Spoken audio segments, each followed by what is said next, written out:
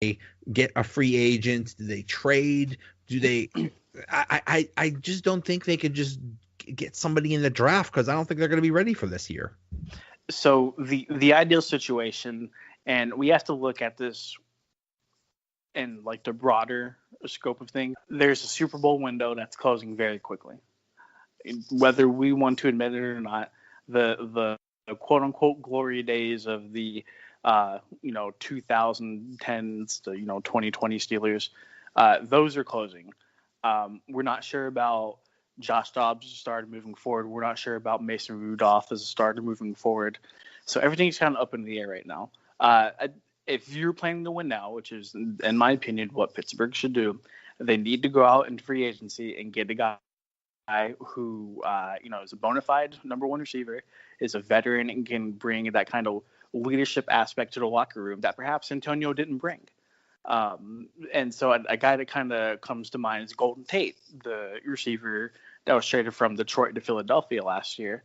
Depending on his price tag, I think if the Steelers do move Antonio Brown, he'd be a great get in free agency. He would kind of check all of the boxes I just listed off, and he would take a little bit of pressure off of Juju and give the Steelers not necessarily back on the same page, because there's no replacing a guy like Antonio Brown. But they can at least kind of keep things going from whatever they left off in 2018. Yeah. I think another name I heard was Conley from, I think, the Chiefs. Chris Conley would be a guy. Dream scenario: we ship Antonio Brown to the Chiefs and we get Tyreek Hill back. I think that'd be phenomenal. Okay, we need to do drug testing on this podcast. That's I was actually turn my Xbox off actually. But no, you could also try to get a receiver in the draft, but the problem is that as years go by, the receiver draft classes just appear to get deeper and deeper and deeper. So if the Steelers do happen to get a first round pick out of Antonio Brown, I do think they should take a receiver. Just depending on where that draft pick is. I don't know if you keep up very much with the NFL draft. DK Metcalf, the receiver out of Ole Miss, is probably a lock to be the first receiver taken, and that guy is an animal, man. I don't know if you've gotten to watch him at all. I've heard he's a beast. Yeah. I also think it's very funny that Antonio Brown's cousin is a highly thought of wide receiver in this draft. That would be hilarious if the Steelers draft to ship him and be like, you know what, let's keep things in the family tree. Come on, right? Because that worked out so well. Talk about nepotism. Oh, especially if he wore number 84 too. That'd be, oh man, that would be great. Everybody can keep their jerseys. It's a win-win. Right. That's right. Oh, there apparently I think John Brown is also another wide receiver possibility for free agent, and it's like, yeah, there you go, just same name. Maybe they'll make him number 84 or something. So. True. Also, there's a receiver coming out of Ole Miss as well, besides DK Metcalf. His name is AJ Brown, so that's another possibility the Steelers could add. So, okay, lots of Brown in the future potentially for the Steelers. There you go. Another thing is, basically Le'Veon Bell has already been replaced. James Conner was awesome, but he got hurt. Do you think they either draft another running back or get another halfway decent running back just as insurance, or do you think they're just going to roll with James Conner and Jalen Samuels? So I honestly think they are going to keep Conner and Samuels, and I think they will stick with that. I do think they will draft a running back, but that won't be until later in the draft, possibly day 3. Or they might add just a veteran guy in a 1-year deal. It just depends on who's available and what the price is like, because Steelers don't have necessarily a lot of wiggle room when it comes to cap space, at least for right now. There's always the possibility of restructuring and all that good stuff. But no, I think the team really likes what they saw from James Conner last year, and even Jalen Samuels as well. Samuels brings a whole other element to the team that not necessarily what Conner can't do. It's just he's, more of a different type of running back who's more slotted to play in a up-tempo, modern NFL style, pass catching out of the backfield kind of role. But Connor's injuries don't really bother me at all. He missed 3 games with the ankle injury. The third game was just to kind of make sure, hey, we don't want to risk him for the future. Let's just play it safe on this one. But it's the life of NFL running backs, man. I mean, we could talk about Le'Veon Bell's health history. He tore 2 ligaments. He hasn't played a full 16-game schedule but once in his stint with the Steelers. Somebody has suggested Adrian Peterson to the Steelers, and that's even worse if you're worried about your running back staying healthy, because he can't stay healthy to save his life. But it's a tough predicament because he's such a young guy, and you do worry about his health a little bit just because he did miss the Chester games last year. But I think he'll be fine. Connor's a guy he's a tough kid. He's been through a lot. I don't think a couple injuries here or there will keep him out for a long time. Yeah. Who do you think the Steelers will get in the first round of the draft? So I don't really envision them trading up, just because I do think the prized possession for them is going to be linebacker Devin White out of LSU. Think of Ryan Shazier, but just wearing purple and gold in college. That's basically all of the pro comparisons he's gathering. And after watching a little bit of tape on him, I have to agree. He would definitely fill in that inside linebacker spot that's needed a lot of help ever since Shazier departed. But unfortunately, I think he'll be going in the top 10, and I just don't envision the Steelers trading up. So a couple guys you're going to hear around that number 20 pick is going to be DeAndre Baker. He's a defensive back for the University of Georgia. Tall, lengthy guy. I believe he's 6'2". I might have to double check though. He's a big framed corner who can high point the ball. He has really good ball skills. Definitely something the Steelers need after we saw what Artie Burns failed to do last year. Another prospect you might hear is Mack Wilson, linebacker out of Alabama.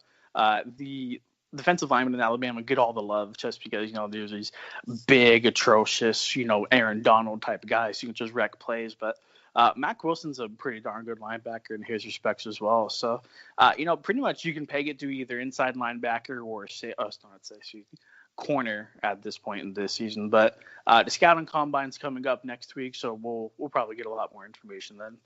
What do you think of Devin Bush, that linebacker from Michigan? Yeah, Devin Bush is another solid option. I do think Bush will be taken in the first round, but I think he'll be taken a little bit later than the Steelers. So if they wanted, I think they could trade back, probably just a pick or two and take him. But I wouldn't be upset if Bush ends up as a Steeler, and I don't think Steeler fans should end up as a Steeler as well. He's got a really high motor on him. I like how he plays. They run a pro-style defense over there in Michigan, and I think he's a guy who can come in and he could start from day one.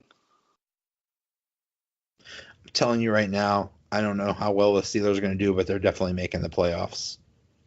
You think? Yeah. Another thing I'm interested in seeing is,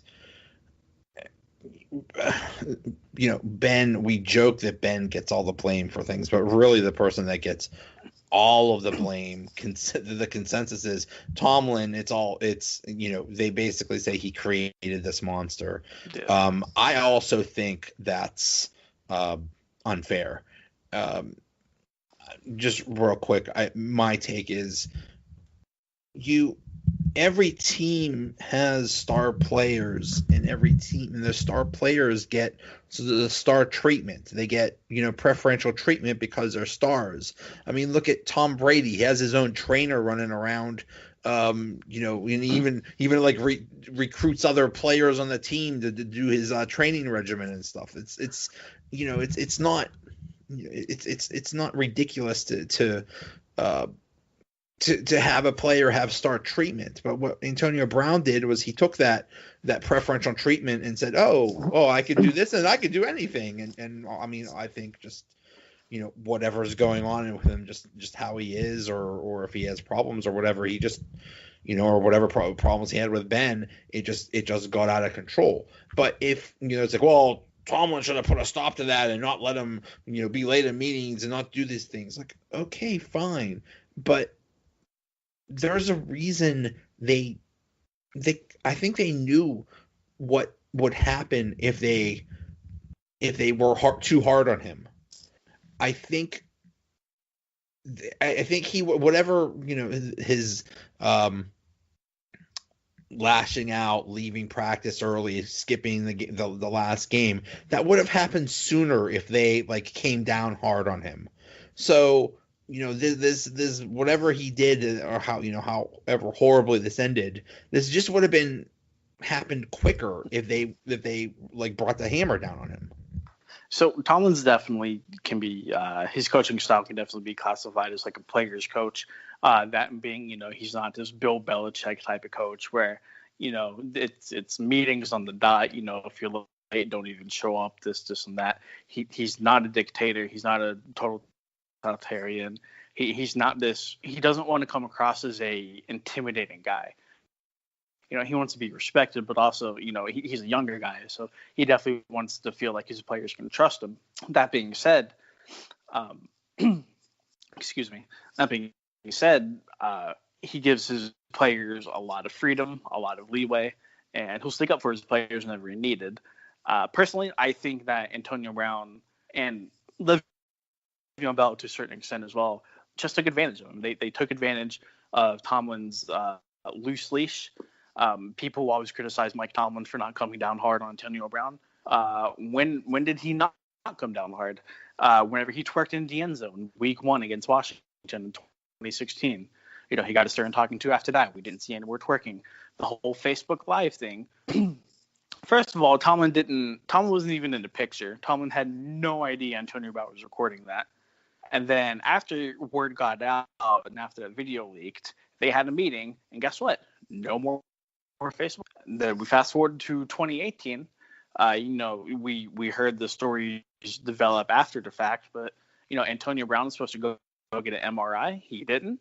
He doesn't answer Mike Tomlin's phone calls. Tomlin decides to move on, and then Sunday, Antonio Brown shows up, and Mike Tomlin says no. Mike Tomlin says, "You can tell all your teammates why you're not playing today." We're rolling with the people who were with us all throughout practice. Do you know how hard it is? Because the Steelers needed to win that game to have any chance of making the playoffs. Do you know how hard it is, or how hard it would have been for Mike Tomlin to look his team in the eye and let Antonio Brown run wild and loose for that entire week, and then have him suit up? From what I understand, if Tomlin would have made that decision, okay, yeah, go ahead, dress, and you could play. I think I heard some players say there would have been a mutiny. It would have been like World War III if after all the crap that he did all week, that Tomlin would have let him play. So, yeah, it's just, I can't believe we got to this point. I just can't believe it happened. And really, if the Steelers made the playoffs, we would have known none of this. It would have all been brushed under the rug. And I think if Antonio Brown played Week 17, none of this is happening. Yeah, I think the spotlight was kind of forced upon Antonio Brown for not playing in Week 17, because there's really no quote unquote true injury designation for him. So after the game, whenever he's walking around fine, people start to wonder, hey, what's actually going on here? And then, people start talking and information starts to get gathered. And, next thing you know, Antonio's being put in the spotlight and he's portrayed as a bad person. And then I think that's where things kind of kick-started, and here we are now. So the other question is the quote-unquote culture problem. Is this, they've been described as a circus, and is this whole thing because of a few people? Is this because of James Harrison, Martavis Bryant, Le'Veon Bell, and Antonio Brown? Or is this just the whole organization is messed up? I personally think it was just those 4 guys. And now that they're gone, I think this is like a new start for Tomlin. Forget about the only person that's left that gets preferential treatment is Ben. And he kind of deserves it, although I'm not too crazy about that. But, besides that's it. Everybody else has to fall in line. At least that's what I think. Right. Yeah. And I've talked about this at